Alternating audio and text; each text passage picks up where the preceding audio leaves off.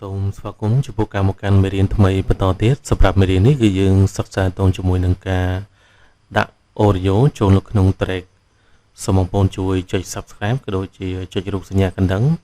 ដើម្បីទទួលបានវីដេអូថ្មីៗពីការចែករំលែកការប្រើប្រាស់កម្មវិធី Adobe Premiere ក្នុងការដាក់ audio ចូលនៅក្នុង track វីដេអូជាមួយនឹងការដាក់ media ផ្សេងទៀតដែរយើងគ្រាន់តែ click ទាញតម្លាក់ចូលក្នុង track អញ្ចឹងខ្ញុំចូលទៅ import audio សិនចឹងខ្ញុំ right click ហើយខ្ញុំយកពាក្យថា import ហើយខ្ញុំចូលទៅយក audio ដែលជាប្រភេទសំឡេងហ្នឹងខ្ញុំ download ដាក់នៅក្នុងកន្លែង download ហើយខ្ញុំ click select ទៅលើឈ្មោះនៃសំឡេងឬក៏ប្រភេទនៃ audio ហ្នឹងហើយចុចពាក្យ open ដើម្បីធ្វើការ import ចូលក្នុងប្រជិករបស់យើង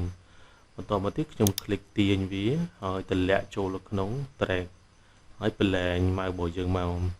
ដល់បើសិនបើករណីវាតូចរបៀបនេះទេយើងចូលទៅកន្លែងនេះយើង click កន្លែងនេះមកហើយយើងយកពាក្យថា expand all track អញ្ចឹងគឺវាធ្វើការពង្រីក track ហ្នឹងឲ្យធំឲ្យយើងងាយស្រួលមើលហើយដោយសារតែ audio នេះវាវែងចឹងយើងអាចធ្វើការកាត់កែកុនតម្រូវទៅតាម clip ប្រវែង clip របស់យើង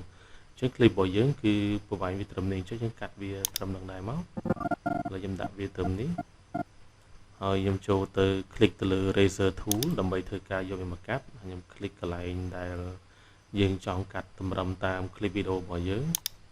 យើងផ្ដាច់វារួចហើយយើងលុបចេញយើង click select ទៅវាហើយយើងចុចទៅលើ delete key បន្តមកទៀតយើងអាចធ្វើការដាក់ fade in fade out ដើម្បីឲ្យសំឡេងហ្នឹងគឺវាលឺតិចតិចនៅពេលណាយើងចាប់ផ្ដើមវាលឺតិចម្ដងរហូតដល់លឺខ្លាំងរីឯ fade out គឺវាលឺខ្លាំងហើយវាបន្ថយមកអត់លឺវិញនៅពេលដែលចង់បញ្ចប់នឹងអាហ្នឹងគេហៅថា fade out អញ្ចឹងដើម្បីធ្វើការដាក់ fade in fade out ទៅលើសំឡេងយើងចូលទៅកន្លែងeffect click ទៅលើ effect មកយើងចូលទៅកន្លែង audio transition ហើយយើង click យកពាក្យថា crossfade ពលាវាមកហើយយើងទាញ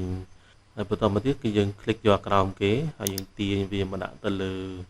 audio របស់យើងហើយយើងប្រឡែងវាអានេះគឺជា fade in ហើយយើងដាក់ fade out គឺយើង click ទាញខាងក្រោមដែរហើយយកមកដាក់នៅខាងចុងនៃ audio របស់យើងហើយយើងប្រឡែងវាហើយយើងស្ដាប់ទាំងអស់គ្នាយើង click មក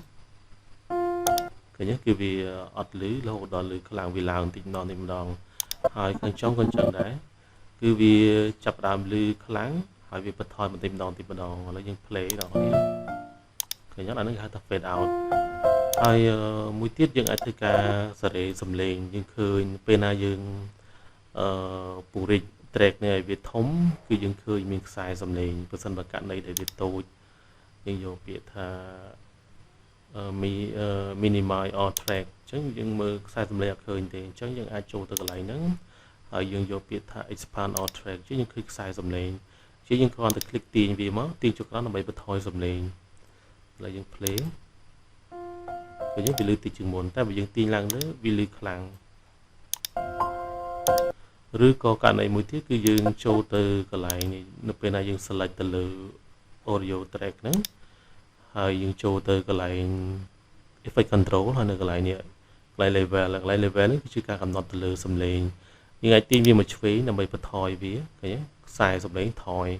ហើយបើយើងទាញវាមកស្ដាំដើម្បីទៅឡើងសំឡេងវិញអាហ្នឹងគឺជាការទៅឡើងសំឡេងឬក៏បន្ថយសំឡេង